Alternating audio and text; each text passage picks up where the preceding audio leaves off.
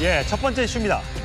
어제 민주당 이재명 후보의 배우자 김혜경 씨와 국민의힘 김문수 후보의 배우자 설난영 씨가 한 행사장에서 만났습니다. 영상 보고 오시죠. 대통령 후보 배우자 김혜경님 모셨습니다.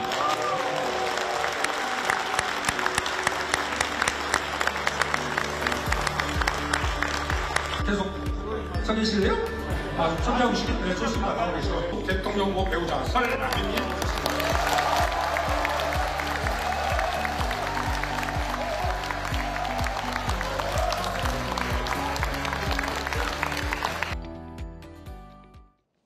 예, 권영진. 사실 지난 3년 전 대선 때만 해도 이 대통령 후보자들의 배우자의 모습을 잘 볼 수 없었고 오히려 사과하는 모습만 봤었거든요. 이번엔 좀 다르겠습니까? 어떻습니까? 어제 저 종교 행사에서 만난 두 사람의 모습, 두 사람의 그 공통점 또 차이점 뭐라고 보세요? 뭐 두 사람은 경기지사와 또 이재명 대표가 성남시장 할 때 또 부인들 간의 모임이 있어서 가끔 만나고 했다고 합니다. 예. 그리고 아마 또 우리 김혜경 여사가 설난영 김문수 후보 부인에게 선물도 주고 해서 그런 선물 고마웠다 이런 얘기하면서 어떻게 보면은 좀 훈훈한 분위기를 연출했는데요.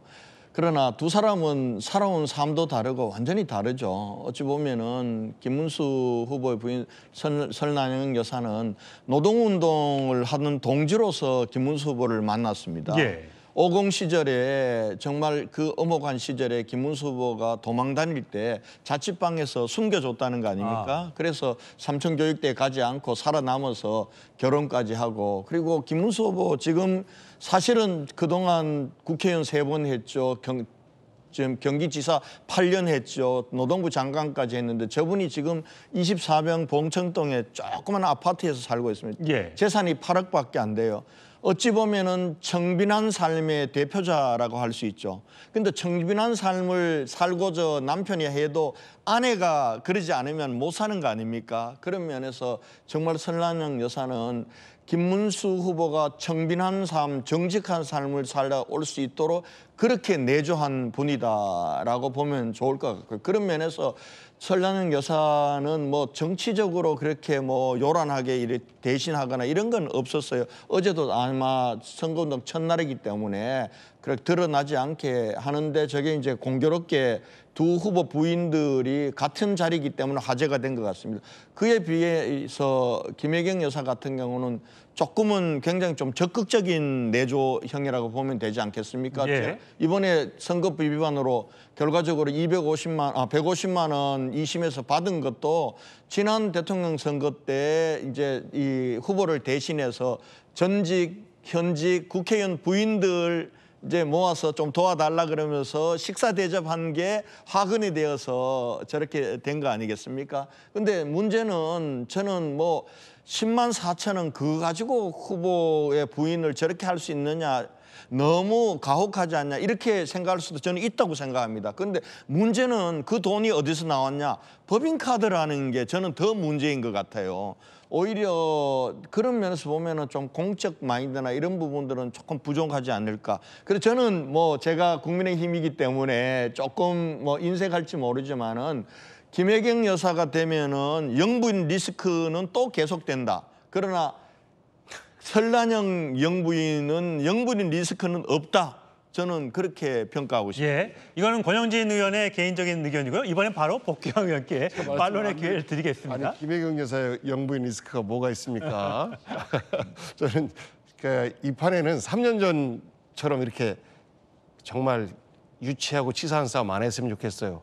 서로 정말 다른 부분, 예를 들어서 계엄에 대한 판단, 탄핵에 대한 판단, 이런 부분에 대해서는 서로 양보할 수 없지만 그 나머지 정말 치사하게 그 가족까지 건드리고, 그리고 선거 끝났는데도 이런 자그마한 것까지 다 기소하는, 하다못해 기초의원 선거에서도 이런 부분이 그 지역에 크게 도움이 되지 않는다라고 하면 정말로 중요한 범죄 아니고서는 대강 기소 안 하고 넘어가고 이러는 것들이 일종의 법에도 눈물이 있고 법에도 감정이 있다라는 말처럼 예. 이렇게 하는데 지난번에는 윤석열 대통령 당선되자마자 곧바로 이어서 한 게 검찰이 한 것이 실제 이재명 전 가족을 탈탈 터는 거였어요.